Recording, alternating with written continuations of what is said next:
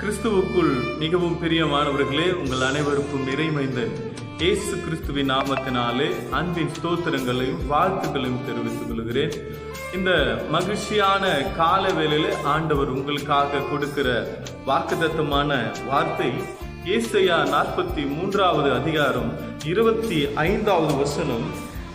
நானே உன் மீறுதல்களை என் நிமித்தமாகவே குலைத்து போடுகிறேன், உன் பாவங்களை நினையாமலும் இருப்பேன் என்று சொல்லுகிறார். அல்லேலூயா. இந்த காலை வேளையில உங்களுக்கு ஒரு மகிழ்ச்சியான செய்தியை ஆண்டவர் கொடுக்கிறார். உன்னுடைய பாவங்களை நாம் நினையாமல் இருப்பேன் என்று சொல்லுகிறார். ஆண்டவர் நம்முடைய பாவங்களை நினையாமல் இருக்கிறேன் என்று சொல்லுகிறார். அல்லேலூயா. அதுவே நமக்கு ஒரு பெரிய கிருபையுள்ள வார்த்தையாக இருக்கிறது. ஏனென்றால் நம்முடைய பாவங்கள், நம்முடைய அக்கிரமங்களை ஆண்டவர் நினைத்தால் நிச்சயமாகவே அது எப்படிப்பட்டதா இருக்கும்? நமக்கு சாபங்களை, கர்த்தருடைய கோபத்திற்கு நம்மை ஆளாக்குகிறதாக இருக்கிறது. எனவே ஆண்டவர் சொல்கிறார், இந்த காலை வேளையிலே உன்னுடைய பாவங்களை நான் மறந்து விட்டேன் அல்லது அதை நினையாமல் இருக்கிறேன் என்று ஆண்டவர் சொல்கிறார். அல்லேலூயா.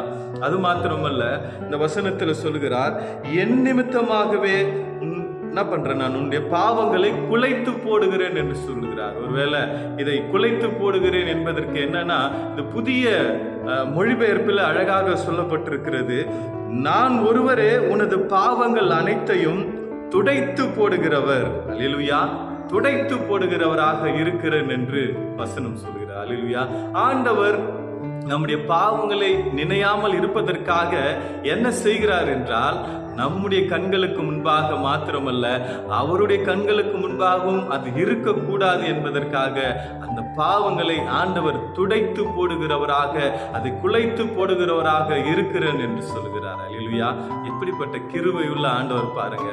ரொம்ப அழகாக சொல்லுகிறது, இது என் நிமித்தமாகவே என்று சொல்லுகிறார். அவருடைய நிமித்தம்னா அவருடைய கிருபையின் நிமித்தமாகவே. வசனம் சொல்லுகிறது, எபிரேயர் 8வது அதிகாரம் 12வது வசனம், ஏனெனில் நான் அவர்கள் அநியாயங்களை கிருபையாய் மன்னித்து அவர்கள் பாவங்களையும் அக்கிரமங்களையும் இனி நான் நினையாமல் இருப்பேன் என்று கர்த்தர் சொல்கிறார். அல்லேலூயா.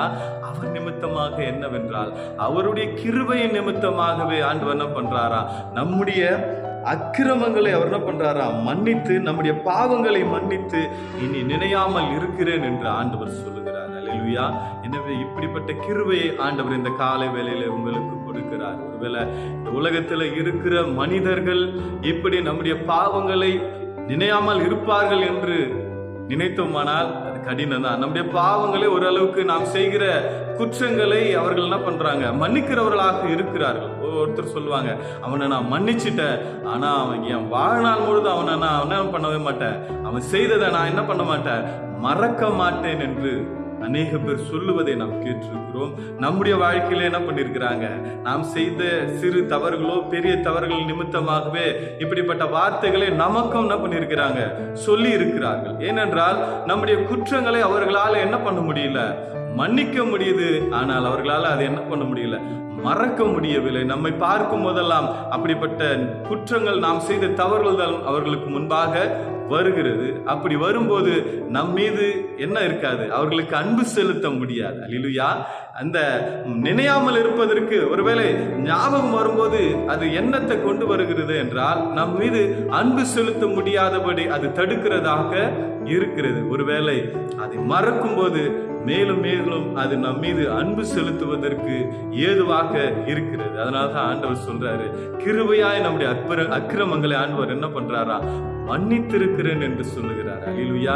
எனவே இந்த காலை வேளையிலே இந்த அற்புதமான வாக்குத்தத்தத்தை, ஆறுதலான வாக்குத்தத்தத்தை, மகிழ்ச்சியான வாக்குத்தத்தத்தை ஆண்டவர் கொடுத்திருக்கிறார். அல்லேலூயா.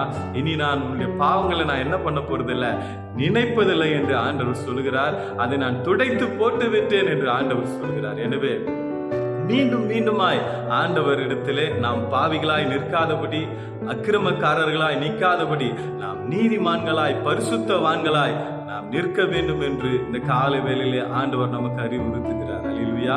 எனவே இந்த காலை வேளையில் ஆண்டவர் கொடுத்திருக்கிற இந்த வார்த்தையை நாம் விசுவாசிப்போம். அவர் நம்முடைய பாவங்களை மறந்திருக்கிறார், நம்முடைய அக்கிரமங்களை துடைத்து போட்டிருக்கிறார். நாம் அவர் விரும்புகிற நீதிமான்களாய் பரிசுத்தவான்களாய் வாழ முயற்சி செய்வோம். நிச்சயமாகவே அவருடைய வார்த்தைகளின்படி நடக்கும்போது நாம் நீதிமான்களாய் பரிசுத்தவான்களாய் நாம் மாறுவோம். இந்த நாள் கர்த்தர் தாமே உங்களை ஆசீர்வதித்து பாதுகாத்து வழிநடத்துவாராக.